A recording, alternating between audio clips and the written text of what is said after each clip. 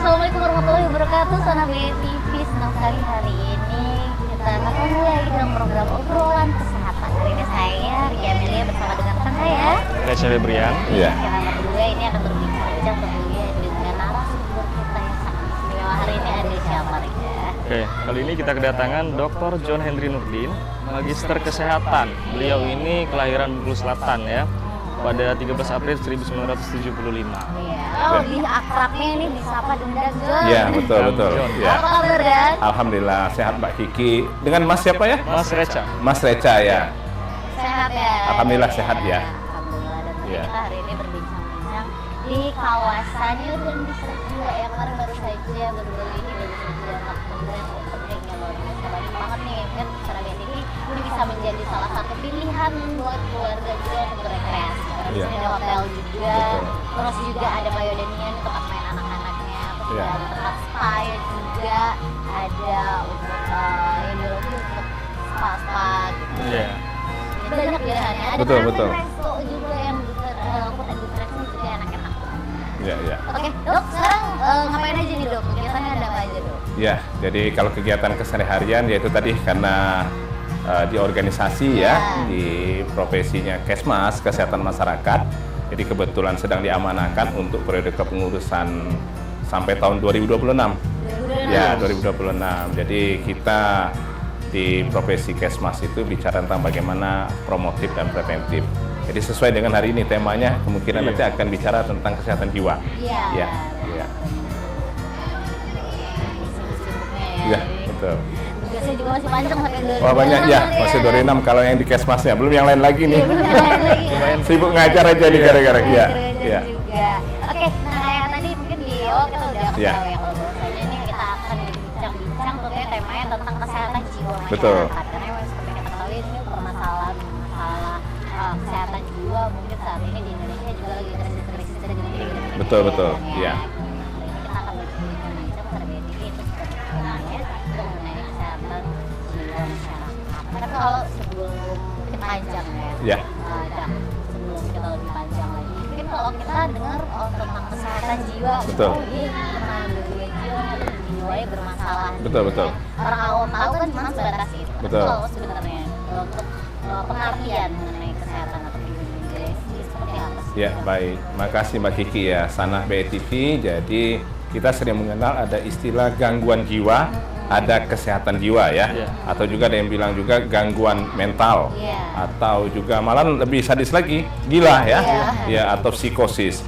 Nah, jadi kalau kita bicara kesehatan jiwa atau kesehatan mental, maka kita bicara di sini sebenarnya bagaimana pikiran, suasana hati, perilaku itu menunjukkan bahwa kita sehat. Artinya tidak tergolong misalnya begini, kita mudah curiga ya dengan orang. Itu kalau dalam bahasa kesehatan jiwa itu namanya paranoid. Ya, atau ada juga istilahnya orang susah tidur. Itu namanya insomnia. Itu termasuk kelompok kelompok gangguan jiwa. Ada juga malah satu lagi itu sampai ke depresi ya. Nah, ini yang kita melihat bahwa angka kasus untuk gangguan jiwa itu sendiri dari hari ke hari semakin meningkat. Apalagi ini jelang pemilu ini. Nanti sudah selesai. Sudah selesai pemilu, tahun pemilu itu ya, betul. Kapasitas rumah sakit mungkin harus ditambah. Oh iya, ini kan sudah ada ya pernyataannya. sudah Ya, ada. betul. Iya. Ya. Tadi udah Ya. siap nih. Sudah siap kayaknya ada tampungnya banyak tuh. Udah ditambah. Iya. Berarti gangguan jiwa ini bukan hanya semisal dia dari sifat saja, berarti dia ada juga menjerumuskan hal yang lain ya. Ya, betul. Jadi kita mungkin akan definisikan dulu ya, biar Sanah BTV juga paham di dalam bahasa yang mudah dimengerti nih. Jadi yang dikatakan gangguan jiwa itu sebenarnya dari mulai pikiran dulu yang pertama, pikiran ya. Yang kedua baru dia ke perilaku. Nah, kalau sudah pikiran ke perilaku baru ke jiwanya. Nah, ini yang sering dialami misalnya pada remaja ya, atau juga pada dewasa, atau mungkin pada orang-orang yang tingkat stresornya tinggi pada pekerjaan tertentu, itu bisa menjadi faktor pencetus. Juga lingkungan. Jadi kalau lingkungan di mana anak-anak tersebut misalnya atau remaja atau dewasa itu dalam suasana lingkungan yang tidak kondusif, itu juga bisa menjadi pencetus. Atau mungkin karena pekerjaan yang terlalu berat. Atau juga mungkin ada keinginan yang begitu tinggi, ekspektasi yang begitu tinggi sehingga gagal muncul depresi. Nah itu yang menyebabkan orang bisa terganggu jiwanya. Gitu Mbak Kiki. Berarti ada tingkatan-tingkatannya Ada, juga ya, ya, Dok, ya? ada. Jadi kalau yang gangguan jiwa yang ringan itu mungkin masih sekitar ya gangguan pola tidur, Oh iya, kayak insomnia atau tadi ya. cemas lagi siaran begini Iya. kan, Bukannya deg-degan, berlebihan, ya. takut kan, atau juga mungkin tadi ya curiga. Apalagi kalau mahasiswa, itu, kok nilai temennya ada yang nilai A, kok Iya. saya nilainya C, padahal saya sama. Nah, hal-hal seperti itu harusnya sudah mulai ada pengaturan dalam diri kita. Oke. Karena kuncinya itu ada di bagaimana diri kita mengatur hal demikian supaya terhindar dari gangguan jiwa. Nah, kalau untuk tahap itu tadi kan masih boleh dikatakan sebagai tahap ringan. Nah, kira-kira untuk tahap yang agak lumayan berat itu Ya, bagaimana? jadi kalau yang sudah berat itu sebenarnya kita sering dengar istilah depresi ya. Iya. Nah, depresi itu sebenarnya kalau bahasa kita yang lebih umum itu orang udah putus asa, Iya. nggak ada harapan lagi. Nah, hal-hal yang terkait dengan begini kan harus dihindari. Iya. Makanya tadi pola pengaturan hidup kita keseharian, hindari stres. Ya mungkin kita gampang ya ngomong hindari stres, Iya. tetapi stres di sini artinya kita bekerja itu dengan ikhlas. Iya. Dengan ikhlas juga dengan enjoy, dengan suasana yang gembira, tidak terpaksa, itu akan lebih mudah gitu untuk menghindari hal-hal yang terkait dengan jiwa. Gitu Mbak Kiki. Jadi tadi sempat disebutin nih, berarti kayak mungkin yang tahap-tahap awalnya seperti gangguan tidur itu Iya. berarti sudah masuk ke tahap Masuk, depresi, iya. ini tingkat rendah ya? Ya, pada tahap awal. Ya. Tahap-tahap awalnya. Oke, berarti di sini kan untuk mungkin kalau kita sudah mulai merasa oh ternyata atau orang lain Iya. lah gitu yang sudah Betul. mungkin kesehatan jiwanya mulai Hmm. bermasalah gitu. Iya. Mungkin kan ada ciri-cirinya ini. Tapi kalau untuk penyebabnya sendiri seperti apa? Ya, kalau penyebab tadi sebenarnya ada 3 hal. Pertama, penyebabnya itu dari diri kita sendiri. Iya. Artinya bagaimana pengaturan pola hidup dan perilaku kita. Yang kedua, faktornya memang ada penyakit genetik ya. Artinya bisa jadi mereka yang pecandu penggunaan narkoba atau pemakai obat-obatan tertentu itu bisa juga berimplikasi terhadap pola perilaku dari gangguan. Dan yang ketiga, lingkungan. Iya. Ya, di lingkungan di mana kita tinggal itu juga bisa berpengaruh juga terhadap tingkat stresor pada seseorang dan juga mengarah kepada gangguan jiwa. Oke, nah tadi sempat ya berarti yang kedua ini genetik, berarti Ya. nanti kita akan bahas itu ya. Betul, betul. Nih, Ya. dan mungkin banyak yang nggak tahu mungkin genetik itu biasanya kan dia tahu ada penyakit-penyakit turunan Ya, nih, benar, kayak benar, genetikal nih. Tapi kalau misalkan ternyata nih permasalahan kejiwaan itu ternyata juga bisa jadi penyakit genetik, nanti mungkin akan kita bahas ya, Ya, Dok, ya. baik. Jadi kita rehat dulu sejenak, kita istirahat dulu. Oke. Terus ada BTV jangan kemana-mana, tentunya tetap di Obat Obrolan Kesehatan.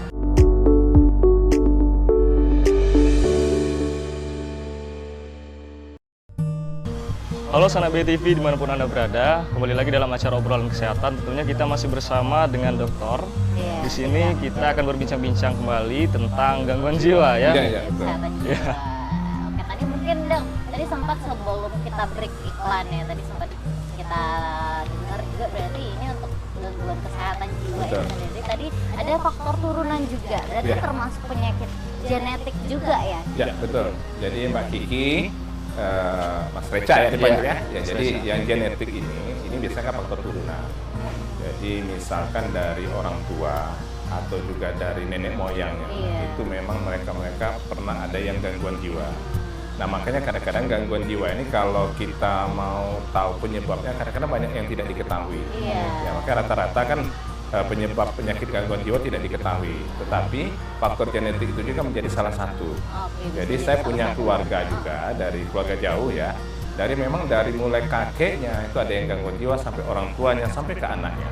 Walaupun itu tidak dalam Jadi konteks faktor utama faktor utama ya, tetapi itu karena memang tadi kan ada kaitan juga memang kadang-kadang dengan kepribadian mental seseorang. Jadi memang ada yang kadang-kadang seorang remaja atau anak itu yang karena memang didikan dari keluarga yang tidak biasa menghadapi persoalan atau juga masalah yang berat, tiba-tiba dapat masalah itu bisa juga menjadi faktor pencetus. Makanya pola lingkungan dan keluarga itu menjadi faktor utama untuk bisa mencegah. Karakter jiwa seseorang Ya, nih, karakter jiwa. yang paling utama adalah Betul, lingkungan ya di mana Dan- dia berada. Ya. Oke. Dok, kalau semisal kita sudah mengetahui bagaimana keadaan dari kerabat kita, kalau kita sudah tahu, wah kerabat kita ini kayaknya sudah Mengarah ke terindikasi situ, ya, ya. sudah mengarah. Iya, iya. Kira-kira Ada gejalanya. hal apa yang memang harus kita lakukan dari keluarga sendiri atau dari kerabat sendiri? Ya, jadi sanak BTV misalkan kan gini, ada keluarga atau sanak kita yang mengarah ke gangguan jiwa.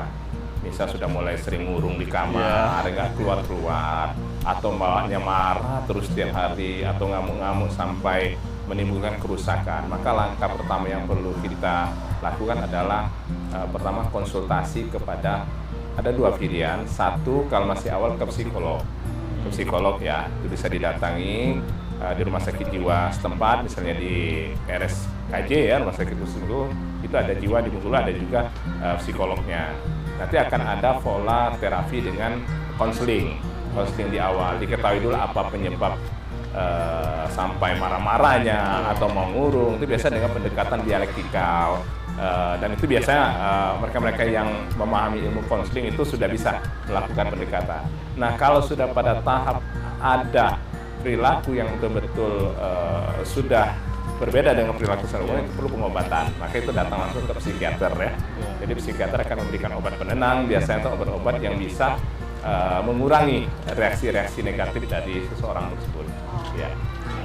Tapi tadi masalah gejala. Ya. Dari masalah gejala mungkin kita sudah dokter jelaskan tadi Ya, ya. betul. Kira-kira dari gangguan jiwa ini sendiri bisa disembuhkan atau tidak? Ya. Jadi pertanyaannya bagus sekali nih. Karena kadang-kadang masyarakat suka bertanya nih, kok kenapa si Atu nggak sembuh-sembuh ya? Iya. Jadi ada dua pendapat. Kalau itu gangguan jiwa yang sudah berat ya, itu biasanya si penderita itu harus minum obat selama seumur hidupnya. Jadi supaya tidak mengarah kepada pola gangguan jiwa yang berat. Ya kan ada jenis skizofren ya, skizofrenia itu sudah mulai pikiran perilaku itu sudah agak sulit untuk dikendalikan. Nah, kalau yang gangguan jiwa yang ringan ini tadi itu bisa dengan terapi seperti biasa. Seperti tadi ada insomnia, suka cemas tadi, ansietas, atau juga curiga dan lain sebagainya, itu masih bisa diobati di awal-awal dengan mengkonsumsi obat dan memperbaiki lingkungan atau perilaku atau pola hidupnya. Tetapi kalau sudah pada tahap yang berat, itu boleh dikatakan dalam tanda kutip ya, bahasa di kita di kesehatan, itu tidak bisa disembuhkan lagi kalau dia tidak mengkonsumsi obat. Jadi ini memang agak sulit ya mengatakan ini. Jadi dia akan berkurang bila mana dia menggunakan jenis obat tertentu. Jadi kalau istilah sembuh total itu nggak akan terjadi apa-apa lagi, itu agak sulit. Iya. Makanya mereka yang gangguan jiwa itu biasanya mengkonsumsi obatnya seumur hidup. Oke, dan juga tergantung selain itu untuk obat, mungkin tergantung pengendalian orang-orang sekitar Ya, juga, nah dukungan keluarga Iya, itu yang yang paling menjadi penting. penting itu. Karena kadang-kadang banyak kegagalan pengobatan untuk gangguan jiwa itu karena keluarga tidak mendukung. Contoh misal obat rutin itu kan harus diambil per 2 minggu misalnya di rumah sakit jiwa atau di praktek dokter ya. Nah kadang-kadang keluarga lalai sehingga obat tidak dikonsumsi beberapa hari muncul ngamuk lagi, dirawat lagi dan lain sebagainya. Begitu Mbak Kiki. Oke, tapi tadi mungkin berarti ini ada beberapa tanda-tanda ya, seperti Ya. gangguan kecemasan, juga ada gangguan pola tidur, Betul. itu kan menjadi gejala-gejala. Kalau untuk gejala-gejala lainnya mungkin apa aja ini dong? Ya, jadi gejala-gejala lain dari gangguan jiwa ini banyak sebenarnya, tapi lebih mengarah kepada perilaku ya, perilaku. Jadi kalau kita menemukan misalnya, ya itu tadi siapa saja ya, biasanya ini pada remaja ya, remaja yang perilakunya sudah tidak dalam tanda kutip abnormal, tidak seperti remaja yang lainnya, itu bisa kita katakan salah satu gejalanya, misalnya mengurung diri atau ada gangguan dalam pola pergaulan, interaksi dengan orang, atau juga suka mengasingkan diri, tidak mau kumpul dengan orang lain. Itu juga bisa menjadi faktor-faktor. Sebenarnya banyak yang bisa kita kan. Prinsip dasarnya adalah adanya perubahan pola perilaku yang dari masyarakat atau Kita bisa lihat langsung ya, ya. kita lihat langsung. Mungkin orang sekitarnya. Oke, jadi tadi itu ada mungkin penyebabnya sudah dijelaskan, gejala-gejala. Nanti kita akan obrolin lagi lebih dalam ya, Betul. dan ini mengenai kesehatan, gangguan kesehatan jiwa ini. Tapi sekali lagi aku pengen kasih tahu juga, mungkin dari kita Ya. mau break nih, mungkin boleh dicicipin Oh, dulu iya, iya. dong. Makasih, Mbak Kiki. Ini ada Roti iya, Ambo. Ada roti ambo by Oh, iya. Traffic. Jadi ini adalah Roti sayo tuh ya, kalau Iya, di roti Ambo. sayo.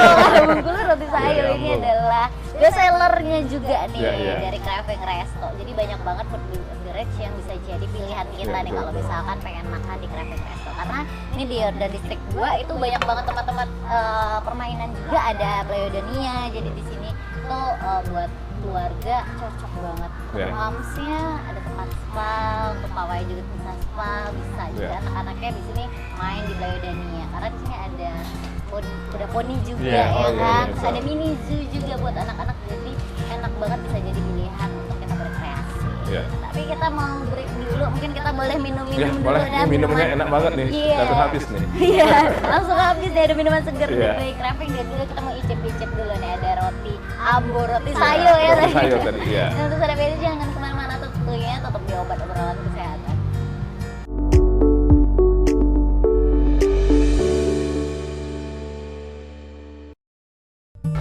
Sarabaya TV kembali lagi di obrolan kesehatan ya. Kita masih di kawasan Yordan District 2 yang baru aja opening. Kita ada sekarang nih di kawasan Pony Ride-nya. Iya, iya. Tadi rame banget juga, ada anak-anak kecil yang main. Betul. Jadi kalau weekend mungkin bisa dibawa anaknya, ponakannya, sepupunya buat jalan-jalan. Iya, di sini. betul, betul. Jadi kita udah cicipin juga, ada minuman-minuman seger dan juga ada roti abu by Craving Resto. Tapi kita lanjut lagi ngobrol-ngobrol Ya, juga ya, baik, dan baik, ya. Ini mungkin kita udah obrolin dari penyebab, gejala dan lain-lainnya. Tapi tadi juga ditekankan ya, Ya. kalau misalkan nih butuh banget perhatian khusus dari orang-orang sekitar, gitu, Ya. mungkin dari keluarga dekat. Tapi kalau untuk perhatian ini kan juga menjadi krisis juga berarti Ya. di Indonesia sendiri, karena banyak banget angkanya juga cukup tinggi Betul, betul. sekarang untuk Ya. gangguan kesehatan jiwa sendiri. Tapi kalau misalkan untuk perhatian dari Ya. pemerintah saat ini seperti apa? Ya. Bang?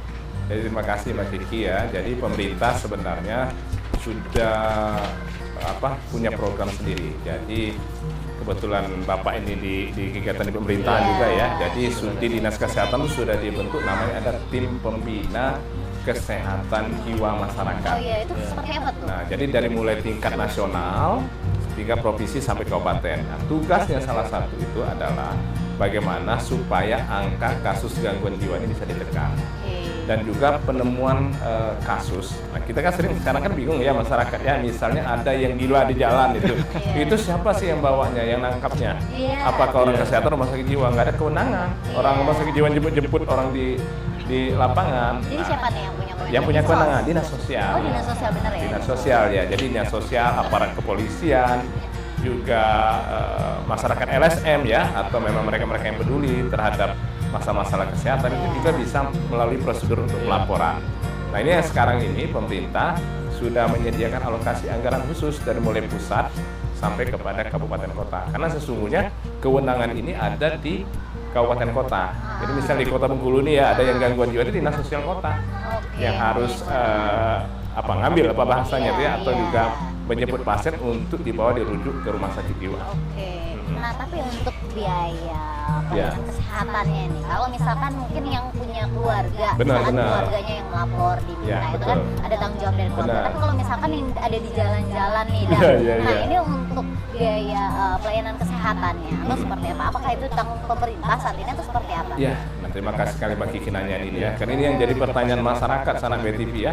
Itu siapa yang danainnya? Ada orang gangguan jiwa yang nggak tahu keluarganya, Iya. kita temukan di masyarakat. Statusnya pun tidak Iya, jelas. tidak jelas juga. Iya. Dijemput oleh dinas sosial dibawa ke rumah sakit jiwa. Pertanyaannya siapa yang danai? Iya. Nah, jadi pemerintah sebenarnya sudah ada solusi upaya. Jadi kalau misalnya si pasien gangguan jiwa ini dirawat, kalau dia punya identitas, punya KTP, ada NIK-nya dicek ya. Tapi kan jarang juga ya pasien Iya, gangguan jiwa bawa bawa KTP. KTP. Ya mungkin dibuatkan KTP atau NIK-nya di wilayah setempat. Artinya harus kerjasama juga dengan dinas dukcapil yang ada di sini. Didaftarkan, sudah punya NIK, nanti diurus ke BPJS Kesehatan oleh pihak rumah sakit jiwa biasanya. Dan ini bisa dijamin dalam bentuk jaminan sosial kesehatan. Nah, kebetulan kita di provinsi kan ada dua.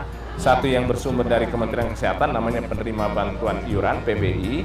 Satu lagi ada yang dari Jamkesprov, Jaminan Kesehatan Provinsi. Nah, itu bisa nanti didaftarkan di sana, dibikinkan kartu BPJS-nya kalau masyarakat bilang ya, nanti akan gratis nanti Itu yang semua. bikin siapa? Apa? Pihak-pihak dari rumah sakit jiwa. Oh, pihak-pihak dari Rumah sakit jiwa nanti akan membantu pengurusannya bersama Dinas Kesehatan. Kebetulan program itu ada di Dinas Kesehatan. Jadi sudah ada program untuk jaminan sosial kesehatan. Tinggal didaftarkan saja. Tapi syarat itu tadi harus punya NIK. Dan ini tadi yang jadi kendala, orang gangguan jiwa nggak pernah bawa KTP. Iya, agak bingung ya, harus diurus ya. Kalau dia bawa KTP sehat berarti. Iya, sehat. Atau karena gangguan apa tadi ya? Ada melamar pekerjaan nggak dapat tadi. Bisa jadi. Iya, bawa KTP. Iya benar-benar, tapi berarti ini perhatian dan juga konsen dari pemerintah terhadap gangguan kesehatan jiwa saat ini tuh luar biasa juga yang konsen. Apalagi di Provinsi Bengkulu tadi dijelaskan ya, Provinsi Bengkulu juga sudah ada program-programnya, bahkan berarti memang konsennya luar biasa sekali nih terhadap ini, karena ini memang sangat penting juga dan ya gitu. Oke, dan selain dari peran pemerintah, tadi kan pemerintah sudah mendukung kan lewat juga ada anggaran dan lain sebagainya. Nah, peran dari masyarakat sendiri tentunya apa? Ya, nah ini yang memang kadang-kadang masyarakat juga perlu mendapatkan literasi ya tentang gangguan jiwa ini. Kita masih banyak temukan kalau yang gangguan jiwa itu Mbak Kiki ya, Mas Kaca, dipasung. Ya, dipasung. Diikat kakinya, diikat tangannya, maksudnya biar nggak kemana-mana. Nah itu nggak boleh. Oh itu nggak boleh. Iya, itu pernah dengar tuh ya. Katanya sekarang tuh yang dipasung dan lain-lain itu sekarang sudah tidak boleh. Tidak boleh lagi, melanggar HAM. Iya. Ya ada pasal yang 42 ya, di Undang-Undang tentang Hak Asasi Manusia dan juga di Undang-Undang Dasar 45 ini ya, juga di Undang-Undang Kesehatan nggak boleh. Jadi nggak boleh lagi ada pemasungan atau pasung pada mereka gangguan jiwa, karena mereka juga punya hak untuk dilayani, juga hak untuk mengakses apapun, begitu ya. Jadi memang sudah ada ketentuannya undang-undang yang nggak boleh lagi. Jadi pertama tadi masyarakat perlu memahami literasi itu ya tentang apa itu gangguan jiwa. Yang kedua juga kalau ada masyarakat yang misalkan melihat ada yang gangguan jiwa keliling-keliling jalan-jalan itu segera laporkan ke dinas sosial atau ke aparat polisi setempat ya, aparat keamanan. Biasanya mereka yang akan mengurus mereka-mereka yang penderita gangguan jiwa ini berkoordinasi dengan pihak-pihak yang lain. Oke, jadi masyarakat bisa kalau merasa Ya, ada keresahan seperti itu. Jadi jangan sampai dibiarkan. Kan biasa kadang-kadang ada yang lewat atau sampai mengganggu dan lain ya kehidupan di masyarakat. Ya, iya betul. Oke deh kalau gitu, luar biasa. Hari ini senang sekali ketemu lagi karena beberapa kesempatan kita sempat ketemu ya, dan juga luar biasa. Hari ini ketemu sama Reka juga. Terima kasih loh hari ini sudah mau berbincang-bincang nih di tengah kesibukannya, sudah mau berjumpa bersama saya, Rika sama Rika juga untuk mengedukasi saya dan juga untuk Sana BTV yang ada di Bengkulu.